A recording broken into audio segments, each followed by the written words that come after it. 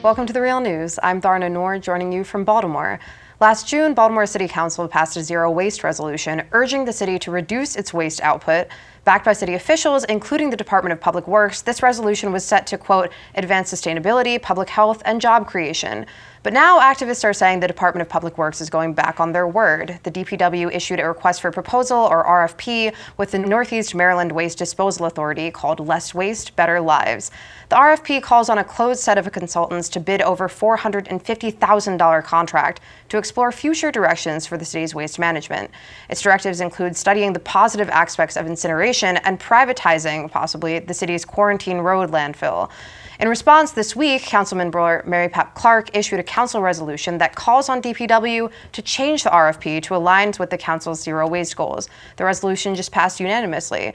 This is a resolution that reflects really this council's commitment to zero waste.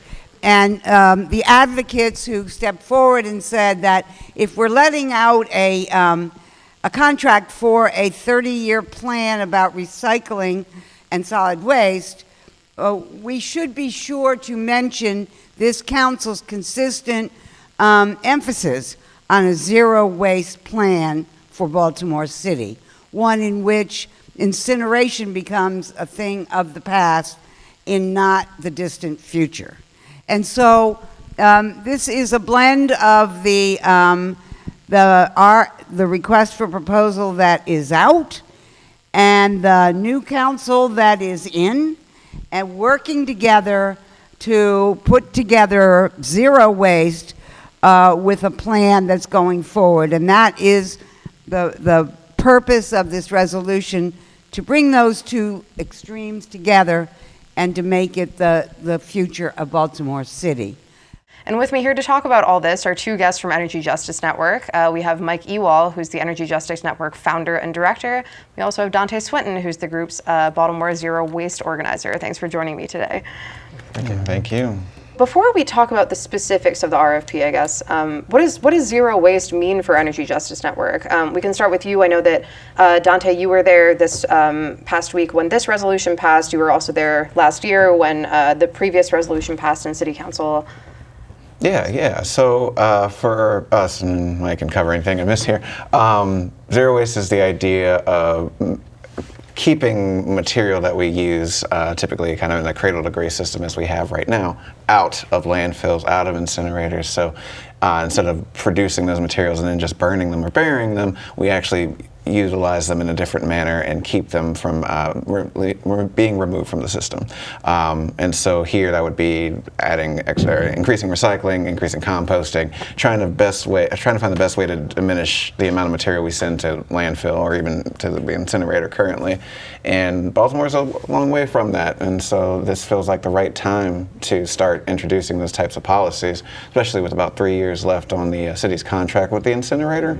And how did y'all hear about this RFP again? I know that you said it was not made public on the DPW website, so how did you find out about it? We found out about it from people who know people who are connected to consultants who had a chance to look at this. So it was not a public process. Usually this goes straight to a public website that the Northeast Maryland Waste Disposal Authority has, but this was very much behind closed doors. The term zero waste sounds utopic because it has the word zero in it, but we urge people not to get hung up on that. A lot of cities and other local governments and even state governments like the state of Maryland have adopted zero waste plans. And it's just like having a zero safety defects policy or a zero drug tolerance policy or other kinds of things like zero injuries in the workplace. No one sets a standard that says, we're going to injure 5 workers a year. That would be crazy, right? So the idea with waste is to aim for zero and get as close as you can to it. And operationally, it means no incineration and getting at least 90% diversion away from landfills. And everyone knows the 3 R's, the other 3 R's, the reduce, reuse, recycle. And that's a simple version of the zero waste hierarchy, which has some other steps, including composting, to make sure that we keep waste out of landfills. And why incineration specifically? I mean, I know that this is something that activists have taken specific issue with in this RFP. Why is it wrong to look at the positive aspects of incineration as it calls to do?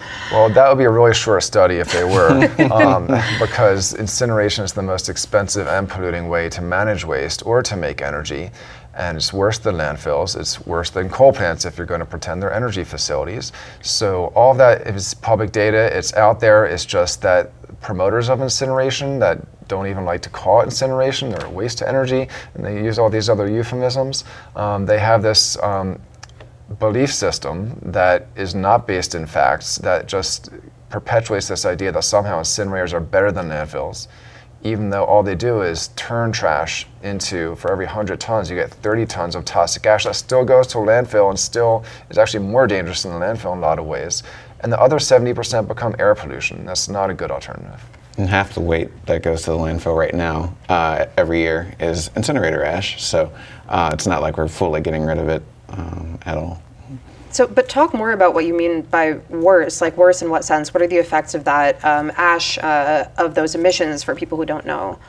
Sure. So for those who don't know, the incinerator is actually the city's largest air polluter. It accounts for about 37% of the entire air emissions from all city industry, which is crazy. That one white smokestack with Baltimore written on the side, people disregard when they just think of it as a monument coming into the city from the south, but it is far from that. So you have it being number one in sulfur dioxide, nitrogen oxides, mercury, lead, and sulfur dioxide and nitrogen oxides contribute to asthma, heart disease, and stroke. Even one day of exposure to those pollutants will increase the lifetime risk of heart disease and stroke. And as I mentioned, mercury and lead is number one in both of those in the city's industry. And so I did some calculations recently, and from the time the facility went online on average to now, it's released about 10,000 total pounds of lead over the course of its 34 years or so of being around. And it doesn't take very much lead to harm folks at all, children or otherwise. So we try to underscore the fact that this facility is not what people seem to think it is, and that it's causing a lot more damage than folks realize. In terms of its nitrogen oxide emissions, closing the facility would be the equivalent of taking about half the cars or half the trucks off of Baltimore's roads, just from one smokestack. And I mean, and that would be so beneficial not only from a health standpoint, but from a traffic standpoint, if we could do something like that. So, and it's just really a heavy polluter, and I think that people there's just not that connection between where their trash goes and what ends up happening to it and to them because of it. So. Yeah, last year, last June, when this zero waste resolution was passed in City Council, shortly after there was also another resolution passed to reduce the emissions from the incinerator, right? So is part of the ask that this RFP meets those standards as well? There are actually 4 resolutions passed so far. So there's the zero waste one. There was a very ambitious climate resolution passed the same month, last June. And then later in the year, in October, they passed a nitrogen oxides resolution. And this is because of this facility being close to 60% of all of Baltimore's industry's nitrogen oxide emissions from that one smokestack, and this being the pollutant that aggravates and triggers asthma attacks. And so the health department called for this, and the state is in the process of tightening the standards for how much a trash incinerator can put out of this pollutant, but they're only doing very modest decrease over what they're currently putting out. They're not making them meet the requirements of what a new facility would have to do, like the Energy Answers facility that was almost built here. It would have been the city's 3rd waste incinerator. Thankfully, that was stopped. But as a modern one, it would have had to meet a standard more than 3 times as strict as what they'll have to meet here. So to move on from incineration a bit, the RFP also calls to fill up the city's landfill more quickly and even possibly consider privatizing it. So if landfills are in many senses better than incinerators for public health, for the environment, why is that wrong? Why is it wrong to continue to fill up the landfill? Could privatizing it just make it more efficient? What's the issue here? Yeah, I mean, I touched a little bit of base on it. So the landfill actually came online at the same time as the incinerator. The city wanted to lower its cost of waste disposal. They didn't want to send it outside of the city's boundaries or what have you. So the incinerator came on, the landfill came on, and like I said, half the weight that goes there is the incinerator ash. The existing landfill, which we still owe millions of dollars on, I believe it's about $17 million to finish. Has its capacity reaching or reaches capacity at 2026, and so what the city's been doing on top of ash and everything else that goes in there, they've bought this industrial landfill adjacent to it with the intention of expanding the landfill. It actually doesn't talk about that in the RFP, which I thought was interesting. But the plan is to keep the landfill open until 2052. It's very problematic to just believe that we can handle all of our trash by just burying it, when there's definitely a lot more possibilities with it. We produce about 9 billion tons of plastic since the 1950s, and most of that is in landfills right now, which we could have actually been utilizing in different ways rather than just having them take up space in the landfill and otherwise. So. One of the more important points to understand is that incineration is worse than landfilling, and we know that in terms of a study that we commissioned for DC, looking at incineration versus 4 other landfills that they have access to. And even though the landfills are 2 to 4 times as far in terms of trucking distance, now Baltimore's got a landfill within the city, but for DC it's a different story. Even with all that extra trucking, which turned out to be very insignificant, on majority of the 10 criteria that we looked at, including nitrogen oxide pollution and global warming, most of those criteria, incineration was worse, even though they didn't have to truck as far. And even on global warming, where the incinerator industry insists that they're a solution, which is preposterous, because they're 2.5 times as bad as coal plants in terms of the amount of CO2 coming out to make the same amount of energy. But we know, just objectively looking at this, that incineration is more of a problem and makes landfills more dangerous, because it's not the volume of waste that hurts people, it's the toxicity. And so even though we're sending a smaller volume and smaller amount of weight of waste to the landfill in the form of ash, we're sending it in a form that has more toxins in it, and those toxins are more available to leach into the groundwater and to blow into the community when they use this ash on top of the landfill as landfill cover. But to the privatization question that you raised, I'm originally from Pennsylvania, and Pennsylvania is the #1 importer of trash. #2 is Virginia. Now Maryland's right in between. Why is Maryland not an importer? Well, that's because private facilities want to take waste from everywhere they can, and Maryland's been very smart in that all waste facilities except the Wheelbrader incinerator here and 1 landfill in Western Maryland are in the public sector. And when they're in the public sector, public entities want to preserve their landfill space and hold on to it because it's an asset for them.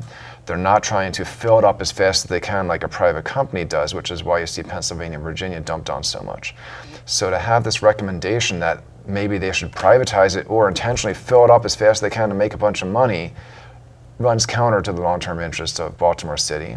Baltimore County right now has an opposite strategy. They have a public landfill, and their strategy is to not use it, to prioritize sending Baltimore County's trash to be burned in Baltimore, take back less than their share of the ash that they're supposed to be taking their share of, but they're not taking their full share, and to dump anywhere else in Pennsylvania that they can. And to be clear, they are taking some of the ash, they're just not taking the proportionate share of it. Right. Only a few years ago did they start taking the ash back at all. Until then, all of it was being dumped in Baltimore's landfill, Baltimore City's landfill.